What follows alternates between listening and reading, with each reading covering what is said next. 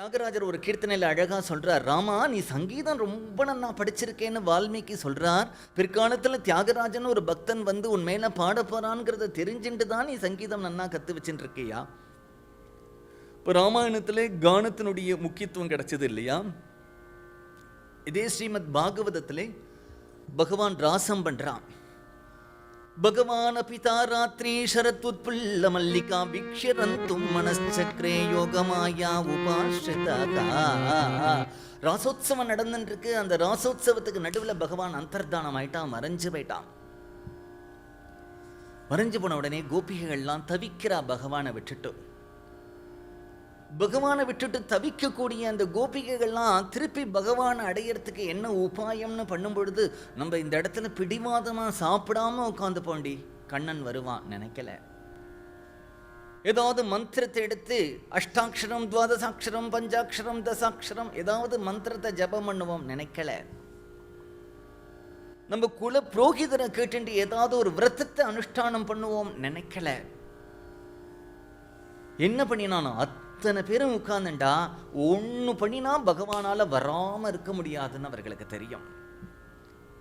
எல்லா கோபிகளும் உட்கார்ந்துண்டா என்ன பண்ண ஆரம்பிச்சா, கோபிகா கீதம் பாட ஆரம்பிச்சா. ஜயதி தேதிகம் ஜன்மனா வ்ரஜகா ஸ்ரயத இந்திரா சஸ்வதந்திரஹி दैत दृश्यतां दीक्षुतावका त्वयि धृदासव त्वां विचिन्वते शरदुदाशये साधुजात सत्सरसि जोधरा श्रीमुषादृशा सुरतनाथ ते अशुल्कदाशिका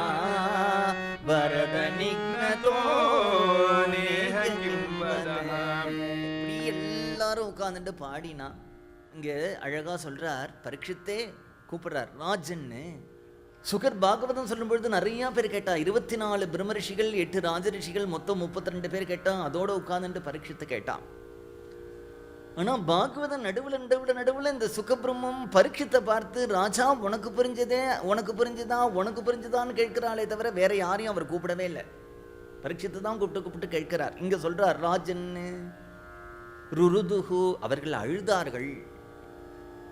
அழுதார்கள்னு சொன்னா போறாதா, சுஸ்வரம் ராஜன் ஸ்வரத்தோட பாடிந்தே அழுதார்கள் கிருஷ்ணனை பார்க்கணுங்கிற ஆசையினால. கிருஷ்ண தர்ஷன லாலசாகா. உடனே என்னாச்சுன்னா அங்க பகவான் வந்துட்டான். பகவான் வந்த உடனே எல்லாரும் சந்தோஷம். தாசாமாவீர புச்சௌரிஹி, பகவான் அந்த இடத்துல ஆவிர்பாவம் ஆயிட்டான். திருப்பி அந்தர்தானமான பகவான். இப்ப ராமாயணத்திலே ராமருடைய குடும்பத்துக்கும் கானம் தான் சந்தோஷத்தை கொடுத்தது, சௌக்கியத்தை கொடுத்தது. அது மாதிரி தன்னை விட்டு பிரிஞ்சு போன கிருஷ்ணனை அடையிறதுக்கு கோபிகைகள் கானம் பண்ணினா, அதனால திருப்பி பகவானோட சேர்ந்தா. அப்படின்னா கானம் எவ்வளவு உயர்ந்ததா இருக்கு பார்த்தேளா. இப்படி வீதியிலே அவர்கள் ஒரு அந்த உஞ்சவர்த்தி சூத்திரத்தை வச்சுட்டு அந்த சொம்பு எடுத்துட்டு இப்படி பாடிண்டே போகணும். அப்படி பாடிண்டே போகும் பொழுது அவர்கள் அந்த இதில் வந்து ஒரு அக்ஷதையை பிடி போடுவா.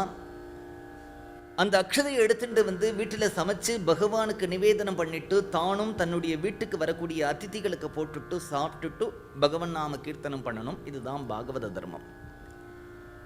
இந்த வீடு வீடா போய் உஞ்சவர்த்தி எடுத்துட்டு அந்த அக்ஷதையில சமைச்சு பகவானுக்கு அர்ப்பணம் பண்ணி வரக்கூடிய அடியார்களுக்கு அன்னமிட்டு சாப்பிட்றமே, இதுக்கு ஏதாவது பிரமாணம் இருக்கா அப்படின்னா ராமாயணத்திலே இருக்கு.